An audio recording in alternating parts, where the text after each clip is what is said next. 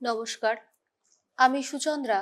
Positive বার্তার বিকাশ talk show এর অনুষ্ঠানে আপনাদের প্রত্যেককে জানাই স্বাগত। বিকাশ টক শো এমন একটি অনুষ্ঠান যেখানে আমরা সমাজের সকল স্তরের মানুষের সাথে আপনাদের পরিচয় ঘটাচ্ছি এবং তাদের জীবনের যে পজিটিভ ভাইবস তারা সংগ্রহ করেছেন সেই পজিটিভ ভাইবস আমাদের সাথে শেয়ার করার মধ্য দিয়ে আপনাদের কাছে তা আমরা পৌঁছে দিচ্ছি। বিকাশ টক শো এর অনুষ্ঠানে যারা আপনারা অংশগ্রহণ করতে চাইছেন, আমাদের সঙ্গে এই সমাজ গঠনে ব্রতী হতে চাইছেন, তাদেরকে আমরা আমাদের অনুষ্ঠানে স্বাগত জানাচ্ছি। আপনারা এই অনুষ্ঠানে আমাদের সঙ্গে যোগাযোগ করতে চাইলে আপনারা 6295890660 এই নাম্বারে ফোন করে আসতে পারেন, অথবা আপনারা শান্তিনিকেতন মেডিকেল কলেজ এবং হসপিটালে যোগাযোগের মধ্য দিয়েও আসতে পারেন। আজ এই বিকাশ টক শো এর অনুষ্ঠানে আমরা পেয়েছি অবসরপ্রাপ্ত বর্ষিয়ান শিক্ষক গোলাম মুর্তুজা মহাশয়কে। ওনার সঙ্গে আজ আমরা শুনব শিক্ষার সেকাল এবং একাল এই বিষয় নিয়ে আমরা আলোচনা করব। এই পজিটিভ বার্তার যে অনুষ্ঠান বিকাশ টক শো আমরা করছি, আমরা যার মস্তিষ্ক প্রসূত এই ভাবনা ডক্টর মলয়পিত স্যারকে জানাই অসংখ্য ধন্যবাদ। এরকম একটি সুন্দর অনুষ্ঠান উনি ভেবেছিলেন যার মধ্য দিয়ে আমরা অনুপ্রেরণামূলক কথা আপনাদের সাথে শেয়ার করতে পারছি, এবং সমস্ত মানুষদের ধন্যবাদ জানাচ্ছি যারা এই অনুষ্ঠানটি পরিচালনা করতে আমাদের সাথে রয়েছেন। আমরা সাথে পেয়েছি ওয়েস্ট বেঙ্গল মিডিয়া ফোরামের সমস্ত প্রতিনিধিদের, যারা প্রতিনিয়ত কাজ করে চলেছে সমাজের সমস্ত পজিটিভ দিকটি আপনাদের কাছে তুলে ধরার জন্য। শিক্ষক এমন একজন যারা শুধুমাত্র ক্লাসরুম নয়, জীবনের প্রতিটি ক্ষেত্রে শিক্ষার্থীদের জন্য অনুপ্রেরণার মূল উৎস হলো শিক্ষকরা। একজন ছাত্রের মনের ভিতর থেকে লুকিয়ে থাকা সমস্ত সম্ভাবনাগুলিকে খুঁজে বার করে তা বিকশিত করার কাজ যারা করেন সেই মানুষ গড়ার কারিগর শিক্ষক। আজকের আলোচনার বিষয়বস্তু শিক্ষার সেকাল এবং একাল। পজিটিভ বার্তার পুরো টিম গোলাম মুর্তাজা মহাশয়কে আমাদের স্টুডিওয়ে থাকার জন্য স্বাগত জানাচ্ছি। নমস্কার, আমার নাম গোলাম মুর্তাজা। আমি হাতিয়া উচ্চ বিদ্যালয়ের একজন শিক্ষক ছিলাম। 1970 সালে আমি ওই স্কুলে জয়েন করি। তখন স্কুলের শিক্ষার যা ধারা এবং ছাত্রছাত্রীদের মাস্টারমশাইদের সঙ্গে যে সহযোগিতা, আর্থিক আদান প্রদান, সেই অভাবটা বর্তমান যুগের আর বোধহয় দেখতে পাচ্ছি না। প্রতিটি ছাত্রের কাছ থেকে আমরা তখন পড়াশোনার আদায় করতাম, বইয়ে পড়াশোনা করে তাদেরকে পড়াশোনা প্রত্যেককে ব্যক্তিগতভাবে পড়াশোনা ধরতাম আমরা। পড়াশোনা না হলে তাকে সঙ্গে সঙ্গে দাঁড়িয়ে থাক শাস্তি দেওয়া হতো। কিন্তু বর্তমান যুগে দেখা যাচ্ছে পড়াশোনার ধাপটাই অন্য চেঞ্জ হয়ে গেছে, পরিবর্তন হয়ে গেছে। এখন আর সে আগ্রহ ছাত্রছাত্রীদের মধ্যে পড়াশোনার নেই। আমার আগেকার দিনে মোটা বই নিয়ে পড়তো ছেলেরা, দাগ দিয়ে দিতাম যে এতটা পড়ে আসবে, এইখান থেকে প্রশ্ন করা হবে। কিন্তু বর্তমান ছেলেমেয়েরা সে পড়াশোনার দিকে মানসিকতা তাদের নেই। তারা শর্ট প্রশ্ন মাস্টারমশাইয়ের কাছে, জানি না এখন বর্তমান দিনে এইরকম হচ্ছে, শর্ট প্রশ্ন নেই, শর্ট উত্তর দেওয়ার চেষ্টা। এতে কি শিখবে? শিক্ষার মেরুদণ্ডটা আস্তে আস্তে আমার মনে হচ্ছে যেন যে নষ্ট হয়ে যাচ্ছে। সেকালে যে ছাত্রছাত্রীরা যে শিক্ষা গ্রহণ করেছে আমাদের কাছ থেকে, বর্তমানে তার কণামাত্র আমরা সেটা পাচ্ছি না।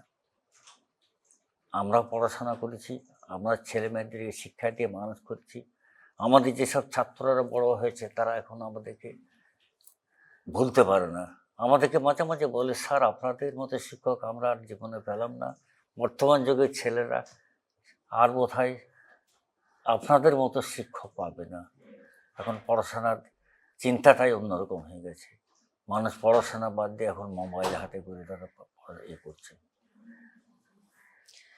স্যার, পরবর্তী যে প্রশ্নে যাব, যেরকম ভাবে আপনি বলছেন যে আগে ছাত্রছাত্রীরা বই নিয়ে শিক্ষকের কাছে যেত এবং সেখানে আপনারা দাগ দিয়ে দিতেন এবং বড় বড় যে ডেসক্রিপটিভ যে প্রশ্ন হ্যাঁ। সেগুলোই তাদেরকে করতে হতো, এবং বর্তমানে আমরা যারা শিক্ষকতার সঙ্গে যুক্ত তারা মূলত এমসিকিউ ভিত্তিক প্রশ্ন, শর্ট কোশ্চেন ভিত্তিক হ্যাঁ। প্রশ্নের সঙ্গে যুক্ত। কোনো জায়গা থেকে কি আপনার মনে হয় না যে এমসিকিউ প্রশ্নগুলির উত্তর করার জন্য বইটিকে আরো খুঁটিয়ে পড়তে হবে? অবশ্যই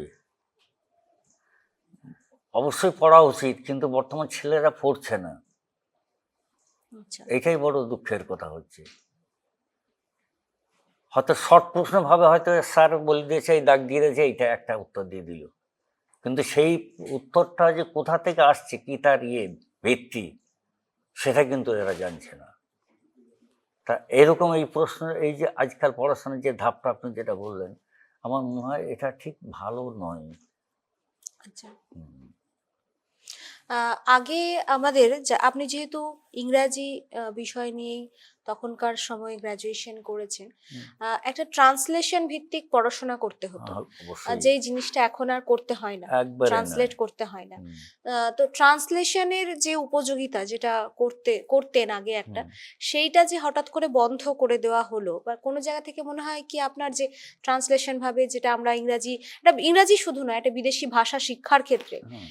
একটা কোনো কিছুকে ট্রান্সলেট করা বা অনুবাদ করা, এটার একটা প্রয়োজনীয়তা ছিল, আপনি কি এটা মনে করেন? অবশ্যই, এবং প্রয়োজনটা শুধু আগেকার ছিল তা নয়, বর্তমানে সেটা থাকা উচিত। এটা জানি না কিভাবে হয়েছে, একটা ট্রান্সলেশন ছাত্রদেরকে করাইলে তাদের ইংরেজি শিক্ষার, তাদের এটা আরো বেশি বেড়ে যাবে, হুম। এবং তারা ভালোভাবে ইংরেজি শিখতে পারবে, ইংরেজি বলতে পারবে। আমি তো মনে করি এটা ট্রান্সলেশনের, তারপর গ্রামারের ব্যাপার আছে। হুম। গ্রামারগুলো যদি ঠিক মতো না জানি, তাহলে ইংরেজি আমরা ঠিকভাবে অ্যাপ্রোপ্রিয়েট ওয়ার্ডগুলো বা অ্যাপ্রোপ্রিয়েট প্রয়োগটা আমরা বলতে পারবো না।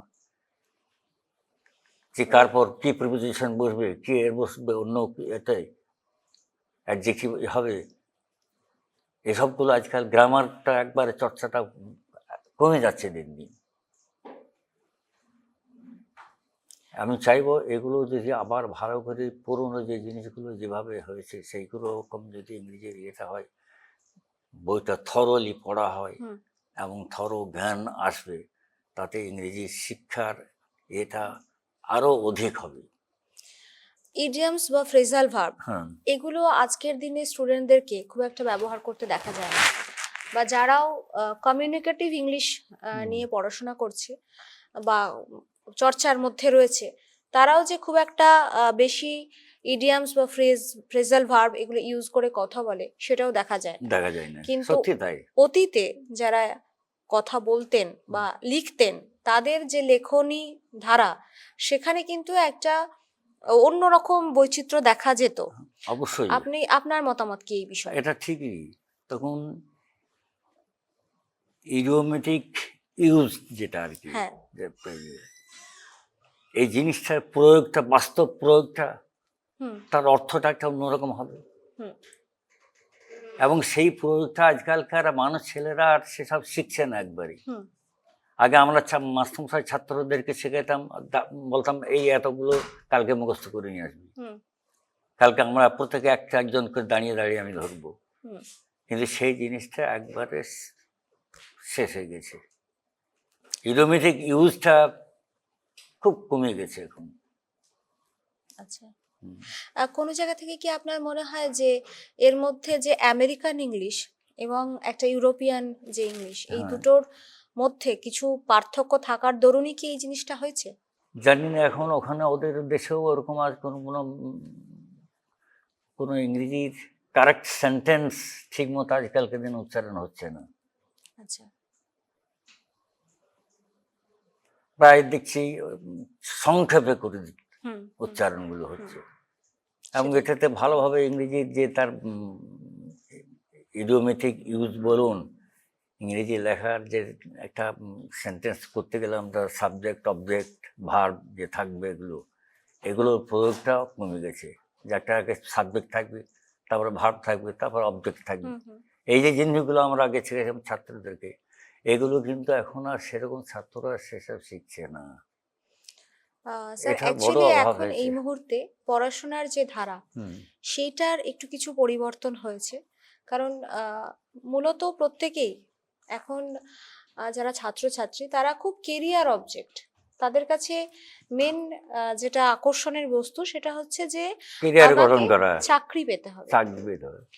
আপনি কি কোনো জায়গা থেকে ফিল করেন যে যারা পূর্বে পড়াশোনা করতো তারা শিখবো, শিক্ষার উদ্দেশ্যেই কিন্তু শিক্ষার সঙ্গে যুক্ত হতো, পড়াশোনা করতো, চাকরির উদ্দেশ্যে নয়, এবং সেই সময় চাকরি পাওয়াটা তুলনামূলক হয়তো সহজ ছিল, কিন্তু বর্তমানে যে কম্পিটিশনের যুগ সেই ক্ষেত্রে একটা ভালো চাকরি পাওয়া, এবং চাকরি পাওয়া শুধু নয় সেটাকে কন্টিনিউশনের মধ্যে রাখা, এটি কিন্তু অনেকটাই কঠিন।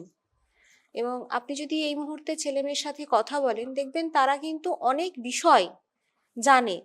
কোনো জায়গা থেকে আপনার মনে হয় না কি যে পূর্বে যারা পড়াশোনা করতো তারা এতগুলো বিষয় নিয়ে একসাথে পড়াশোনা করতো না, করতে হতো না, বা চাকরির ক্ষেত্রে তাদের এত ভালো ভালো কম্পিটিটিভ পার্সনদের সঙ্গে কম্পিট করতে হতো না। ঠিকই বলেছেন, আগেকার দিনে এত কম্পিটিশন ছিল না, হুম এবং যে ছাত্ররা যেটা শিখতো সত্যিকারের শিক্ষাটা তারা গ্রহণ করতো, হুম হুম এবং তারা যে কম্পিটিটিভ পরীক্ষায় তখনকার দিনে ছাত্ররা চাকরি সহজেই কিন্তু পেয়েছে। হুম তার কারণটা যে সত্যিকারের শিক্ষাটা তারা গ্রহণ করেছিল। এখনকার দিনে আমি যে একটা MA পাস ছেলেকে বলি একটা ইংরেজি দরখাস্ত লেগে তো বাবা, দেখবেন 10টা অ্যাপ্লিকেশনে 10টা ভুল। তাহলে ভুলটা কোথা থেকে? প্রথম থেকে শিক্ষাটা সেইভাবে তারা গ্রহণ করে নাই, হুম যে আমার কর্তার পরে কি বসবে, ভার বসবে না অন্য কিছু বসবে, হুম অবজেক্ট কখন বসবে, এসবগুলো নাই। তারা কিন্তু দেখা যাচ্ছে অনেক ক্ষেত্রে তারা হয়তো তাদের ভাবটাই নাই, কর্তাটাও সাইলেন্ট রয়েছে। এইসবগুলো ত্রুটিগুলো কিন্তু বর্তমান যুগে আমরা প্রায় আমি দেখছি, এবং সবচেয়ে দুঃখ লাগছে আমাকে যে একটা ইংরেজিতে অনার্স পাস করছে, MA পাস করছে, দরখাস্ত লিখতে তাদের আর আমাদের সামনে হাত কাঁপছে। তাহলে নিশ্চয়ই এটা শিক্ষার বড় অভাব হয়েছে। আর যদি আমি যদি শিক্ষাটাই গ্রহণ করে থাকি, ইংরেজি যদি আমার সত্যিকারের শিক্ষা থাকলে, তাহলে আমি ভয় কেন খাবো? আমি সহজেই একটা দরখাস্ত লিখতে পারবো। তাহলে এই সমস্যা থেকে মুক্তির পথ কি? এই সমস্যা মুক্তি পথ হলে আমাকে ইংরেজির সম্বন্ধে ভালো করে তার জ্ঞানটা অর্জন করতে হবে। প্রাথমিক যে জ্ঞানটা আমাদেরকে, গ্রামেটিক্যাল নলেজটা মেন জিনিস আছে। এবং এই গ্রামেটিক্যাল নলেজটা যদি আমার অভাব হয় তাহলে কিন্তু আমরা বিশুদ্ধ ইংরেজি লিখতে পারবো না। তাহলে গ্রামেটিক্যাল নলেজটা আমাদের আনতে হবে, এবং গ্রামেটিক্যাল নলেজ আনতে গেলে লেখার অভ্যাস থাকলে, ট্রান্সলেশন করলে আস্তে আস্তে তাদের ক্যারিয়ারটা উন্নত হবে, ভবিষ্যতে তারাও খুব উজ্জ্বল ব্রাইট ফিউচার তাদের করতে হবে। আজকে আপনি শান্তিনিকেতন মেডিকেল কলেজ এবং হসপিটালে এসেছেন, আজ একটি বিশেষ দিন, হ্যাঁ, যেখানে ডাক্তারি পড়ুয়াদের আমাদের শপথ বাক্য পাঠ করানোর আজকে একটি দিন ছিল, এবং সেই অনুষ্ঠানে আপনি ইনভাইটেড ছিলেন। তো সেই যে অনুষ্ঠান আপনি অ্যাটেন্ড করলেন সেই সম্পর্কে কিছু বলুন, আর যারা ভাবি ডাক্তার তাদের উদ্দেশ্যে আপনি কি বার্তা দিতে আমি চান? তাদের উদ্দেশ্যে একটা বার্তা দিয়েছি যে তোরা বাবা মানুষ হয়, কারণ আমি বলেছিলাম যে ডাক্তারদেরকে বলা হচ্ছে সেকেন্ড গড, আপনারা তো মানুষের জীবন ফিরিয়ে দিতে পারে। তাহলে সেকেন্ড গড যাতে তোমাদেরকে যেমন লোকে পাবলিক বলছে সেটা অর্জন করতে হবে সেটুকু, এবং তার জন্য কি করতে হবে, আমাদের আসল সত্যিকারের শিক্ষাটা গ্রহণ করতে হবে। আমি বই পড়ে কিছু মুখস্থ করে নিলাম আর কিছু নিয়ে পরীক্ষাতে পাস করে গেলাম, এতে কিন্তু সত্যিকারের লেখাপড়া হবে না। এটা হচ্ছে প্র্যাকটিক্যাল ইমপ্লিমেন্টেশন। আপনি যত ভালো করতে পারবেন, পেশেন্টের সঙ্গে যত ক্লোজলি করতে পারবেন। আমি আমার নাতিকে তাই বলছিলাম যে পেশেন্টের সঙ্গে কথাবার্তা খুব মার্জিতভাবে কথাবার্তা বলবে, যে তার অসুবিধার কথাগুলো জানবে, তবেই হবে। আজকাল আমি যে গান এটা দিচ্ছি, ছাত্ররা সবাই খুব খুশি হয়েছে, আমাকে অনেকে প্রণাম করে, সেই জন্য বলো আপনি আজকে আমাদেরকে যা আশীর্বাদ, আমরা আশীর্বাদ অবশ্যই করি। তোমরা প্রত্যেকেই ভালো ভালো নিজে ডাক্তার হও, মানুষের সেবা, দেশের সেবা, দশের সেবার জন্য নিজেকে নিয়োজিত করতে পারো। আর আমার এই অনুষ্ঠান ভালো লেগেছে।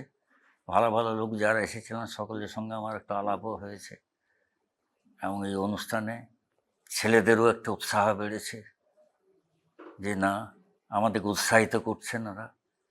তাহলে উৎসাহিত করছেন যখন, তখন আমাদেরকে ঠিকভাবে ঠিক লাইনে আমাকে সেইভাবে এগিয়ে যেতে হবে। তাহলে আমাদের যে উদ্দেশ্য, আসল টার্গেট, সেই টার্গেটটা ফুলফিল করতে গেলে আমাকে নিজেকে নিয়োজিত করতে হবে ডাক্তারি পরীক্ষার প্রতিটি স্তরে, এটা তো শুধুমাত্র স্যার ডাক্তারি পড়ুয়ার ক্ষেত্রেই নয়, এটা সমস্ত ছাত্রছাত্রী যারা শিক্ষার সঙ্গে যুক্ত, প্রত্যেকেই আমরা শিক্ষার সঙ্গেই যুক্ত এবং জীবনটাই শিক্ষার, প্রত্যেক দিনই আমরা কিছু না কিছু শিখছি। তো এই যে শিক্ষক শিক্ষণের যে সম্পর্ক, আপনার সময়কাল এবং এই সময়ে পরিপ্রেক্ষিতে সেই বিষয়টা নিয়ে যদি কিছু বলেন। পরিপ্রেক্ষিতে এখন বর্তমান শিক্ষক যা শুনছি বা যেটুকু জেনেছি আমি, so far my knowledge concerns regarding this matter, যে এখন অনেকটা পার্থক্য হয়ে যাচ্ছে। আমরা তখনকার দিনে ছাত্রদেরকে যেটা বলেছি তারা কিন্তু করেছে, আমি বলেছি কালকে তোমার হোম টাস্ক করে নিয়ে আসবো করো, কিন্তু এখন বর্তমানে ছাত্ররা আর সেরকম মানসিকতাটা নাই। তারা শর্ট প্রশ্ন, শর্ট দিয়ে, এখন তো সব কম্পিউটারের যুগ হয়েছে, বিভিন্ন জায়গা থেকে তারা কম্পিউটার থেকে হয়তো উত্তরটা পেয়ে যাচ্ছে, নিয়ে যাচ্ছে সংক্ষেপে, সব কিছু সংক্ষেপে। তাহলে সব কিছু সংক্ষেপে হলে আস্তে বিস্তারিত জ্ঞান থাকলে আমরা অর্জন করতে পারবো না। আপনার সাজেশন তাহলে এই মুহূর্তে যে থরলি বইটা পড়া উচিত। তাহলে কারণ আগেকার দিনে যারা বইগুলো লিখেছেন তারা তো মূল্যবান ব্যক্তি, নিঃসন্দেহে বলবো তাদের, এবং সেই বই পড়লে, প্রতিটা বই পড়লে আমাদের সেই জ্ঞানগুলো হবে, ভাষার জ্ঞান হবে, বিষয়ের জ্ঞান হবে, সব কিছু জ্ঞান অর্জন করব। কারণ আমাদেরকে তো বাংলা ভাষা লিখতে গেলে তো ভালো ভাষাটা আমাদেরকে জানতে হবে। এসবগুলো খুব প্রয়োজন আছে আর কি সত্যিকারে। এবং যখন আমরা পড়বো মন দিয়ে পড়তে হবে, আর মনটা একদিকে চলে গেছে অন্যদিকে, আর আমি অন্যদিকে পড়াতে তাহলে মন বসবে না। এখন তো আপনি তো বুঝতে পারছেন, আমরাও দেখছি মোবাইল হাতে করে, মা হয়তো ছেলেকে মোবাইল দিচ্ছে, আমি রান্না করতে যাচ্ছি। এই অভ্যাসগুলো পরিত্যাগ করতে হবে, না হলে কি হবে, মানুষের সমস্ত রকম দুর্দশা এসে যাবে। আমরা শুনলাম মাস্টারমশাইয়ের থেকে শিক্ষার সেকাল এবং একাল আজকের আমাদের আলোচনার বিষয়বস্তু ছিল। শেষে আমরা বলতে পারি যে শিক্ষক শুধুমাত্র একটি পেশা নয়, এটি একটি দায়িত্ব, একটি ব্রত। একজন প্রকৃত শিক্ষক সমাজের আলোকবর্তিকা, যার আলোয় জ্ঞানের পথ সুপ্রশস্ত হয়। তাদের প্রতি আমাদের শ্রদ্ধা এবং কৃতজ্ঞতা চিরকাল থাকবে। পুরো পজিটিভ বার্তার টিম শিক্ষকদের প্রতি জানায় অসীম কৃতজ্ঞতা। ততক্ষণ সকলে ভালো থাকবেন, সুস্থ থাকবেন। নমস্কার, থ্যাংক ইউ, ঠিক আছে।